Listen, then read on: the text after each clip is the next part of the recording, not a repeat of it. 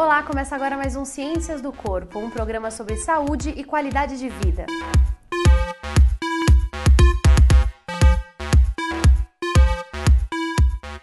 A infância é a fase da vida em que o indivíduo constrói seu alicerce mental, influenciado diretamente pelo modo em que ele vive.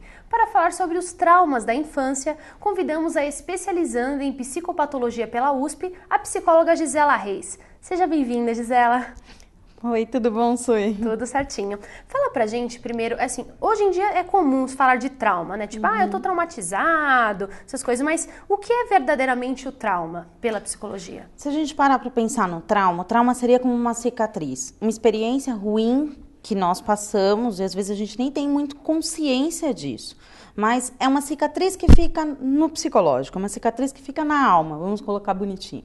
E que a gente não tem a dimensão que ela ainda doa. Então, às vezes, a gente até pensa que está muito curada essa cicatriz, mas não, a pele está muito fininha. Então, qualquer ação, qualquer movimento que a gente for surpreendido, essa cicatriz se torna ferida novamente, que é onde aparecem os N casos no consultório, na vida.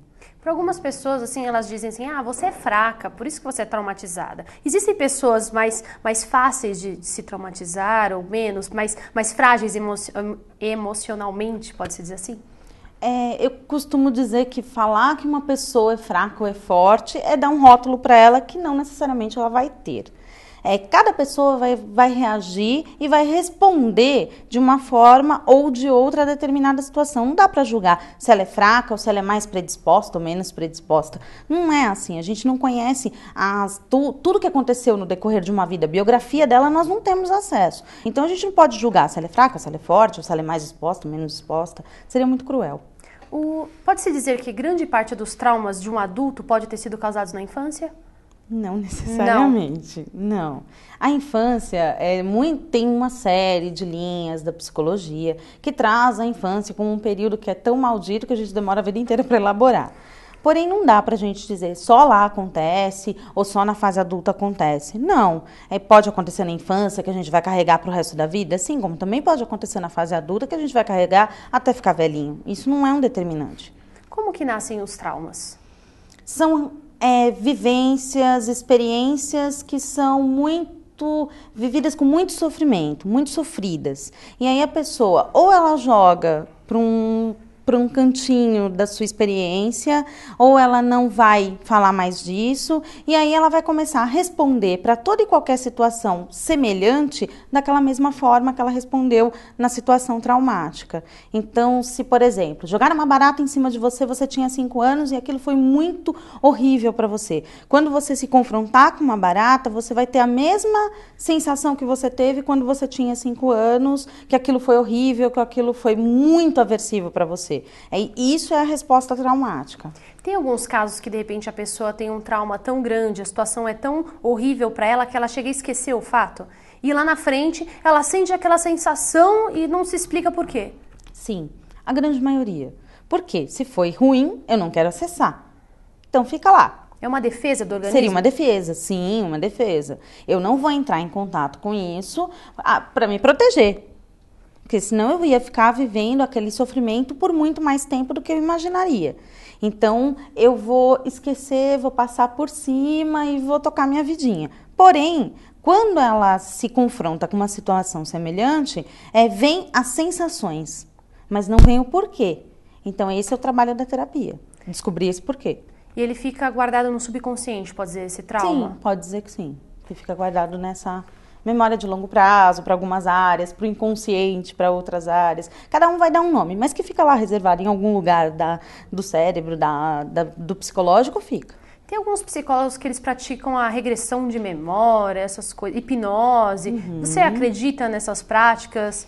Você utiliza isso como ferramenta no seu trabalho? Como eu sou humanista, eu não utilizo essas ferramentas no meu trabalho. Porém, que existem N trabalhos científicos que comprovam a eficácia dessas linhas, dessas abordagens teóricas, existem. Na minha experiência profissional, eu não as utilizo até pela minha abordagem. Porém, vejo casos que tiveram eficácia, que foram muito bem sucedidos por terem utilizado essas ferramentas. Agora falando um pouquinho dos traumas na infância, vamos começar um pouquinho antes, enquanto o bebê está na barriga da mãe. A mãe, ela pode transmitir para o bebê sensações e pode até mesmo gerar traumas? Sim. Afeto e rejeição, ele pode sentir? Pode. A comunicação materno-fetal, hoje em dia, já tem N estudos neurobiológicos, a medicina fetal está avançando muito, então a gente já sabe que existe uma comunicação mãe-feto. O que a mãe sente, ela vai produzir N substâncias químicas, tanto no córtex cerebral dela, como também vai passar pela corrente sanguínea no bebê. Então ele vai sentir. Então se a mãe tem uma ansiedade muito grande, a mãe está cheia de adrenalina no corpo, então a criança vai sentir. Se a mãe não queria engravidar, por exemplo, ela consegue gerar, assim, químicas no próprio organismo, porque o bebê se sente rejeitado? Sim, sim. É muito comum crianças, quando a gente está fazendo a hora ludodiagnóstica, elas brincarem que a mãe esqueceu no supermercado, esqueceu na escola, e aí a gente vai confrontar e a mãe falar, eu nunca esqueci. Então vem de uma forma simbólica esse sentimento de eu fui esquecido, eu fui negado, eu fui rejeitado. E como que a gente pode lidar com isso? No caso, de repente, a mãe não desejava a gravidez, mas quando o bebezinho vem bonitinho, fofinho, né? Ela vai lá e consegue até mesmo super proteger a criança e geram outros problemas. Como lidar? Se a mãe não queria o bebê, ela... Vamos pensar que não é legal, mas existe uma realidade aí que a gente não pode jogar fora. Ela tinha as possibilidades dela e, infelizmente, não são as melhores, mas tinha. Porém, ela teve. Então, será que ela realmente não queria? Eu costumo confrontar essa questão com as minhas gestantes no consultório. Será que você realmente não queria? Ou será que era tão difícil aceitar essa nova realidade que iria vir? Então, se ela teve essa criança, é porque existia um desejo. Então, é trabalhar esse desejo, ressuscitar esse desejo que está ali. Talvez ela esteja negando essa nova responsabilidade, esse novo papel, que é muito assustador. Ser mãe, ter uma vida ali dependente de você é muito assustador. Então, é chamar essa mãe para, olha, você realmente quis. Está aqui, a criança está aí, é sua. É verdade. Por que a gente não lembra, por exemplo, do momento que nós estamos dentro da barriga, né? Como nós estamos sendo gerados? Eu li que é tão traumatizante estar dentro, ou até mesmo parto é traumatizante, talvez seja por isso que a gente não se lembra, é uma defesa? Ainda bem que a gente não lembra, tá? Porque a seleção natural, ela acontece já dentro do útero da mãe. Só os fortes prevalecem. Então, o útero da mãe, nas primeiras semanas gestacionais, ele produz N substâncias tentando combater esse feto para ver se ele é forte o suficiente para permanecer ali. Se a gente lembrasse de tudo isso, imagina como seriam as relações com as mães. A gente ia odiá-las sem função. É um processo natural. Então, também a natureza, que é uma mãe perfeita, faz com que a gente não acesse. Fora que tem as estruturas cerebrais também que ainda não estão formadas. Então, a gente não pode lembrar se não tem estrutura cerebral para lembrar. Então, por isso que a gente não lembra. Muitos adultos, quando a criança, por exemplo, vai pôr a mão na tomada, fazer alguma coisa errada, ele fala, não, tira a mão daí e não explica e simplesmente não. Isso pode gerar um trauma na criança? De repente, limitá-la sem explicação, sai daí, você está de castigo e fica aí? Tudo que a gente não entende é traumático. Então, se você me diz um não que eu não consigo entender, aquela situação vai ficar sempre como uma grande pergunta. Porque o trauma seria uma grande pergunta. Por quê? Que a gente não consegue responder. Então, se essa criança não entende por que ela não pode pôr a mão na tomada, qual é o risco que ela tem de pôr a mão na tomada? Primeiro, comportamento oposicionista faz parte da raça humana. Ela vai colocar, mais cedo ou mais tarde ela vai colocar, porque ela precisa ter essa pergunta respondida. Então, ela vai lá, ela vai buscar isso. Então, o ideal é que a gente sempre, quando der um não para uma criança, explicar o porquê ela está tendo esse não. E outra que aí a gente está ensinando para ela a noção de consequência. Olha, se você fizer, a escolha é sua e você vai ter essa e essa possibilidade de consequência. Aí nós estaremos formando pessoas melhores, com certeza. No caso de chupeta, o bebezinho assim que nasce, muitas mães, avós já compram a chupeta e logo já põe na boca do bebê. Depois de um tempo fica 1 ano, 2, às vezes 5, 7 anos tentando tirar a chupeta da criança. E aí, chupeta pode gerar um trauma também? Olha, eu sou um pouco radical na questão chupeta, porque eu acho que não há necessidade da chupeta. A chupeta é um calmante, dá lá o calmantezinho para a criança não gritar, para a criança não chorar e assim, não ter frustração. Que é o grande problema atual da infância, são crianças que não têm limite nenhum à frustração. Porém, já que colocou a chupeta, vamos lidar com aquilo que a gente tem. Colocou a chupeta, vai incutindo aos poucos a falta de necessidade dessa chupeta. Vai explicando para ela que, olha, é sujo, fica na boca, você já é mocinha, não precisa disso. Para que ela vá internalizando que ela realmente não precisa daquilo para ficar quieta. Então a criança precisa daquilo para se acalmar. Você vai e tira? Como assim? Foi você que me deu? É incongruente o comportamento. Ou dá, de repente, um brinquedinho para dormir, ou o cobertorzinho que tem que dormir com aquele. Você está substituindo um comportamento pelo outro, não adianta. Você tem que fazer com que a criança entenda que ela não precisa daquilo para se acalmar. Ela pode se acalmar sozinha porque ela é independente o suficiente para isso. Mas que vai incutindo aos poucos isso. Não, se foi você que me deu, por que você está tirando sem me explicar por quê? É verdade. Bom, Gisela, nós vamos para um breve intervalo, que a gente ainda tem muito assunto ainda para falar. Bom, estamos falando hoje sobre traumas na infância, a gente vai para o intervalo e daqui a pouquinho a gente volta.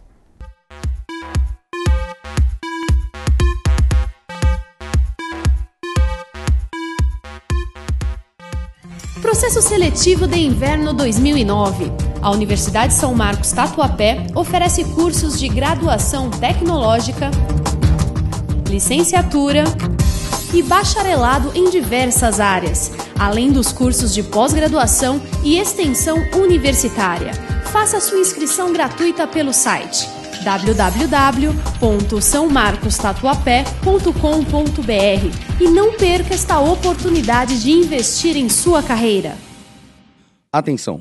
Se você já terminou sua graduação, fez licenciatura, quer mudar de faculdade ou precisou trancar sua matrícula, conheça os descontos do programa Invista em Você e volte a estudar com a Universidade São Marcos. Mais informações pelos telefones 2093-3131 ou 2227-2152. I believe in nature. I believe in the spirit. I believe in trust. Beauty. I believe in my mom. Strawberry ice cream. Fortune cookies. Chocolate. I believe in The Tooth Fairy. being honest with yourself. I believe in Santa Claus. Aliens, of course. I believe what I want to believe. I believe in myself. I believe in myself.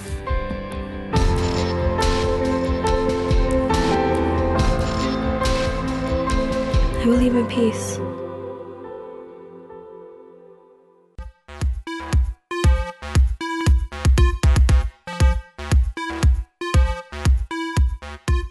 Olá, estamos de volta com Ciências do Corpo, falando sobre traumas na infância. Estamos recebendo aqui a psicóloga Gisela Reis.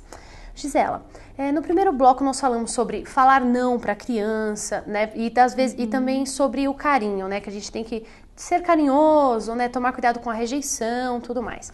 Mas assim, acho que nós estamos vivendo num período, né, na sociedade em que os pais são muito amigos, as crianças fazem o que querem, né? E muitas vezes elas que mandam.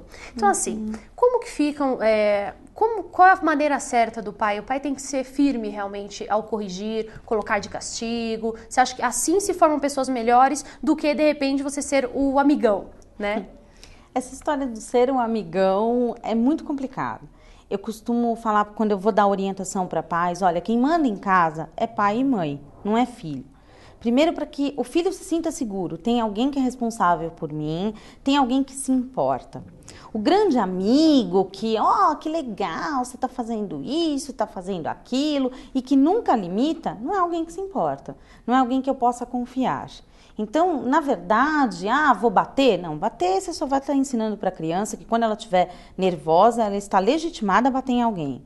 Então, não funciona. Mas explicar para ela que toda e qualquer ação que ela fizer vai ter uma consequência. Então, a nossa vida é assim, a gente não é feliz o tempo inteiro. A criança também não vai ser. Não adianta a gente tentar poupá-la dos infortúnios da vida, porque ela vai crescer um dia. Então, ela precisa já ir entrando em contato para também desenvolver mecanismos de defesa para essa vida que é aversiva mesmo. Tem pontos que são ruins e que serão ruins. Então, o pai ele tem que desenvolver uma linguagem sempre no diálogo e aquilo que é acordado tem que ser cumprido. Falar olhando no olho é importante? Sempre, Agachar, falar no nível da sempre. criança? Falar no nível da criança, não alterar o tom de voz, explicar para ela, dar atenção a ela. Então é muito comum quando a gente vê uma família grande, a criança está falando, está pulando e os pais estão conversando entre eles e ela não tem um fala interlocutor. baixo, e fala baixo, fica e fica quieta. Aí o que ela faz? Ela vai e derruba o copo, ela vai e quebra um vidro, porque aí ela tem atenção, de um jeito ou de outro ela tem atenção. Então o ideal é que a gente pare, olhe para os olhos da criança e converse com ela. Olha, você quer fazer isso? Se você fizer isso, você pode se machucar, isso não vai ser legal para você, você vai tomar injeção, explicar para ela o que pode acontecer. Porque aí ela vai começar a entender que toda ação tem outra reação de volta. Tinha uma professora na faculdade que ela falava uma frase que eu adoro: o que é dito não é maldito.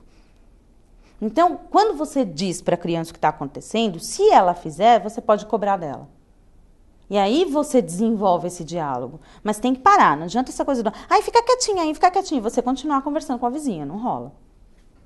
E no caso das birras, como que o pai pode lidar com isso? Que às vezes você ignora, a criança bate no chão, esperneia, né, bate nela mesma, faz aquele escândalo. O que o pai faz? Ignora, chama atenção, porque o que ela quer é atenção naquela hora. E aí? Eu costumo falar para os pais, birra é espetáculo de teatro tragicômico. Enquanto tiver plateia, a criança vai fazer o espetáculo. Tem duas situações que eu dou sempre de exemplo, que foi uma no supermercado, que eu falei, ou esse pai fez terapia, ou é psicólogo, ele realmente é muito saudável. A criança começou a se jogar no chão por causa de uma caixa de chocolates. Aí o pai simplesmente virou, você vai me envergonhar? Virou as costas e deixou a criança sozinha. Os outros ficaram olhando, meu Deus, ela limpou as lágrimas, saiu correndo porque ela não queria perder o pai. Ela tem medo de perder o pai. Engraçado que quando acabou a plateia, não teve mais como reforçá-la. Birra não tem outra fórmula, é não reforçar. E a outra situação foi uma vez no shopping, que a criança se jogou no chão, o pai se jogou também, a criança fez, pai, para, tô com vergonha, e parou de fazer a birra. Claro que é um extremo, mas o ideal é você virar as costas, não vou ser plateia pro seu espetáculo. Ótimo. Vou falar um pouquinho agora sobre ciúmes, né? Muitas crianças, bebezinho, até os 4, 5 anos, têm ciúme da mãe em relação ao pai. Eles sentam juntos, andam de mão dada, se enfia no meio, aquela coisa. E aí, por que isso acontece? Como lidar? Ela precisa ter o espaço dela. Então, é claro que ela vai disputar por espaço. Ela não sabe como faz isso de outra forma. Então, ela vai lá enfiar a mão, ela vai lá sentar no meio, eu amo vocês. O ideal é que, quando estou com a criança, eu estou com a criança. Eu não vou estar com outras pessoas, para que ela saiba que aquele é o momento dela, onde a atenção está toda voltada para ela. Quando estiver com o outro, é não reforçar esse tipo de comportamento. Então, agora eu estou conversando com o papai. Você vai esperar. Primeiro que isso você vai estar desenvolvendo na criança a espera, que é justamente o que a gente não tem visto nas escolas, nos consultórios, a criança não sabe esperar. Então, você tem que desenvolver todo o comportamento aprendido. Então, você precisa ensinar. Espera, assim que o papai acabar de falar, eu te dou atenção. Ela vai aprender a esperar.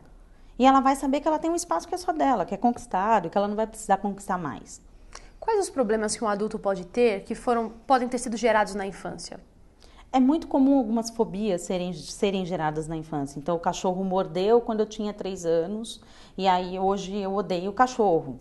Ou eu fiquei trancado, um irmãozinho me colocou trancado dentro do guarda-roupa, hoje eu tenho claustrofobia. Então, é muito comum estar associado a eventos que são traumáticos, essas cicatrizes emocionais que eu falei, e que vão desencadear uma resposta semelhante sempre que eu me deparar com essa situação. No caso de adoção, se eu adotar uma criança com 5 anos, 4 anos, que é adoção tardia, que muitas pessoas até hoje rejeitam, né? Normalmente pegam um bebezinho aí para não correr riscos. Mas se eu adotar uma criança um pouquinho maior, é possível eu reverter, pelo menos parte